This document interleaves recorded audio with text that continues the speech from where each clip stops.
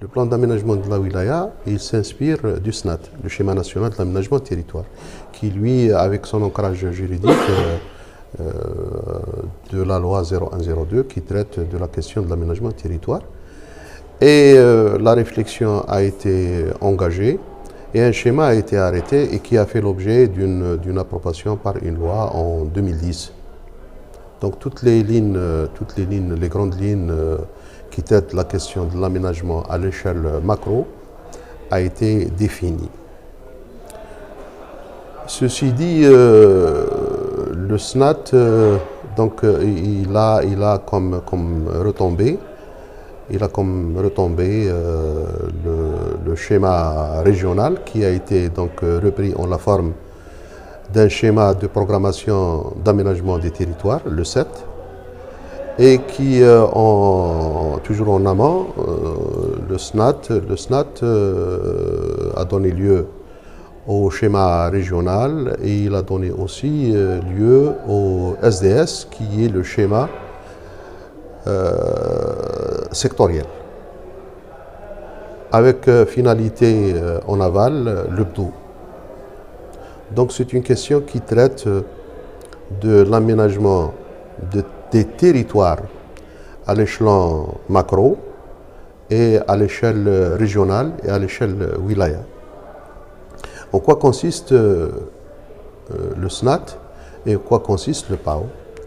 Le SNAT, c'est une action de l'État qui traite de la question du développement des territoires, avec un principe fondamental qui est la définition des points forts, la définition des points faibles, l'évaluation des déficits au niveau territoire et aussi l'action de rééquilibrage des territoires et de l'équité dans l'action de développement. Pour notre part, au niveau de Tizi Ouzou, le PAO il a été donc élaboré et il a fait l'objet d'une approbation. Il a défini plusieurs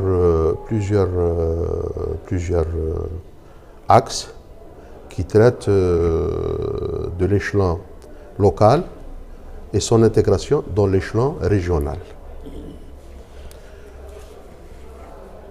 À partir de là, donc il y a eu une batterie d'objectifs qui a été arrêtée.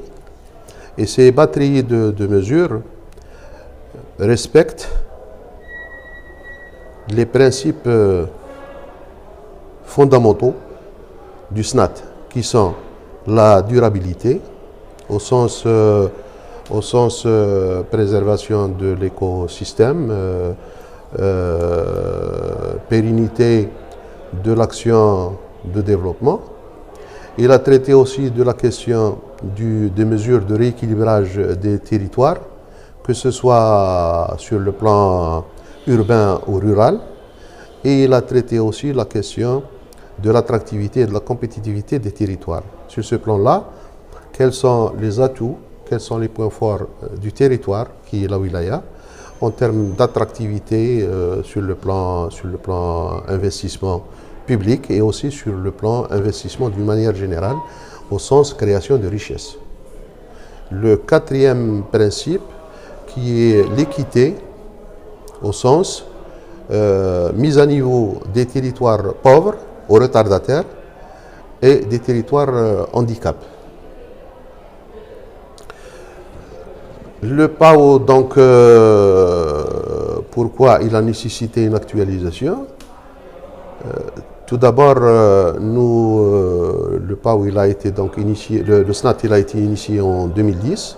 Il y a eu une période d'évaluation qui était de 2010 à 2015. Et de 2015, c'était mesurer toutes les actions initiées au titre du PAO, du SNAT, sur le bien-être et sur le développement d'une manière générale. Bien sûr, là intervient un principe que nous avons abordé tout à l'heure. Est-ce que le développement qui a été souhaité, qui a été engagé par le PAO, est-ce que c'était un aménagement et un développement souhaité? Est-ce que c'était un aménagement et un développement désiré? Ou est-ce qu'il était un développement et un aménagement utile? De l'examen du PAO, il ressort que l'actualisation est venue à un moment crucial, un moment où le pays, tout d'abord, connaît beaucoup de mutations au plan institutionnel, au plan politique et au plan géopolitique. N'oublions pas les effets du Covid, avec tout ce que ça induit comme répercussions sur le plan économique. Et un autre phénomène, c'est les aléas naturels qui depuis constituent ou affectent beaucoup de choses sur lesquelles on était tranquille. Je donne l'exemple du stress hydrique qui au plan du schéma d'aménagement de 2010, c'était la réalisation de barrages, qui aujourd'hui malheureusement avec le stress hydrique et les problèmes de pluviométrie, nous n'avons pas donc atteint l'objectif. Donc, en termes d'aménagement, en termes d'action de développement, ne serait-il pas indiqué d'actualiser cette approche et revenir vers d'autres mesures qui traitent de la question de la disponibilité de la ressource en eau? Monsieur Louali, on vous avait un petit peu interpellé, exhorté entre parenthèses vos collaborateurs de l'exécutif, dans la mesure où l'aménagement du territoire, et pour ainsi dire, pour plagier un économiste qui dit que c'est beaucoup plus une partition musicale où tout le monde doit jouer avec son instrument, mais jouer la même partition. Vous avez mis l'accent sur l'énergie. Vous avez dit que c'est un secteur qui est au point zéro dans la mesure où il y a l'interactivité, ou alors l'interconnexion de tous les secteurs. Quel est un petit peu aujourd'hui, où en sont un peu les choses? Je crois que le principe d'aménagement repose sur un élément de taille, qui est la synergie. Tout à l'heure, en abordant la question des déficits ou là des dysfonctionnements et l'absence de synergie. On l'a examiné tout à l'heure avec des exemples concrets. Aujourd'hui, désolé, on ne peut pas parler d'un développement économique au sens large alors que sur le plan de l'attractivité matérielle, on n'a pas réuni les conditions. On ne peut pas parler aujourd'hui d'une relance en termes d'investissement alors que les conditions nécessaires à une action pareille se trouvent toujours confrontées à des problèmes au niveau sur le plan énergétique. On parle aussi du reste. Quand j'aborde la question de la compétitivité de notre wilaya, sa compétitivité, c'est s'ouvrir aussi sur l'environnement immédiat qui est la couronne à laquelle appartient la wilaya Tizi Ouzou. La wilaya Tizi Ouzou a intérêt à s'ouvrir sur les wilayas qui sont autour, parce que nous appartenons à cet ensemble. On doit s'ouvrir sur Bouira, donc il faut qu'il y ait une accélération de la réalisation de la pénétrante. On doit s'ouvrir encore sur Bouira côté Tirourda. C'est aussi une manière de créer la dynamique des territoires, le territoire Tizi Ouzou, celui de Bouira. On doit aussi réfléchir et arrêter une démarche pour que l'axe du Grand Tizi Ouzou que j'ai signalé tout à l'heure, Ted Meidra Ben Khadda Tizi Ouzou, Temda et Hazazga, cesse ou arrête. Est-ce qu'il soit d'une surcharge à tout point de vue, que ce soit sur le plan de la mobilité, que ce soit sur le plan des déficits, sur le plan des équipements sociaux, surtout les équipements sociaux. Et il faudrait s'orienter vers le massif central. Donc c'est beaucoup plus une question de stratégie de développement et une révision, une actualisation du PAO dans l'esprit de l'adapter à toutes ces conditions économiques qui sont venus d'une manière très brusque, aussi aux conditions en termes d'aléas naturels, et reprendre tous ces instruments avec beaucoup plus d'efficacité et surtout une participation effective des gens qui occupent le territoire. Je ne peux admettre, est-ce qu'il y ait un examen d'impôt, est-ce que sans qu'il soit, auquel ne soit adhéré le citoyen qui vit sur ce territoire. Donc c'est une question d'approche. Le SNAT, les recommandations du SNAT en termes d'approche, il traite de la question de l'approche territoriale, là où je vis. Il traite de la question de la prospective, qu'est-ce que je veux devenir.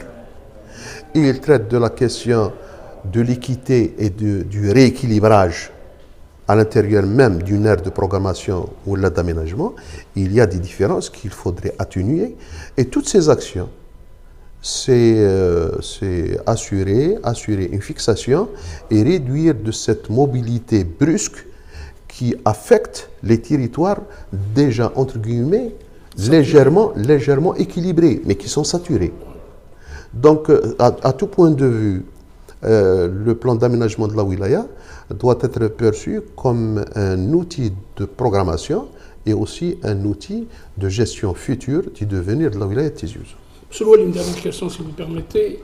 Dans la mesure où aujourd'hui, le SNAT a mis l'accent beaucoup plus sur le rail, le chemin de fer.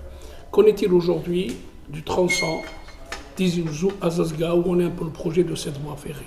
Dans la mesure où je vous dis que le SNAT, selon ses initiateurs, il a été question justement de mettre l'accent sur le chemin de fer. Où en est ce projet? Aujourd'hui, je ne peux pas dire qu'il y a beaucoup de choses qui ont été engagées grâce à la vision ou à la stratégie qui a été définie par le SNAT et par conséquence par le PAO. Le rail de Tizi Ouzou, le transport, en termes de transport, il y a quelques années, c'était un rêve. Oui. Aujourd'hui, il est là. On a le chemin de fer de Tizi Ouzou jusqu'à Alger, passant par Tnia. Le PAO préconisait depuis l'époque la liaison Tizi Ouzou Temda Zasga, qui aujourd'hui elle est au stade de l'étude. Donc c'est des choses qui vont réduire un petit peu, réduire de la pression que subit tout ce tissu urbain qui se greffe autour de Cibao. Et c'est pour ça que je dis tout à l'heure qu'il faut réfléchir à se délocaliser vers le massif central.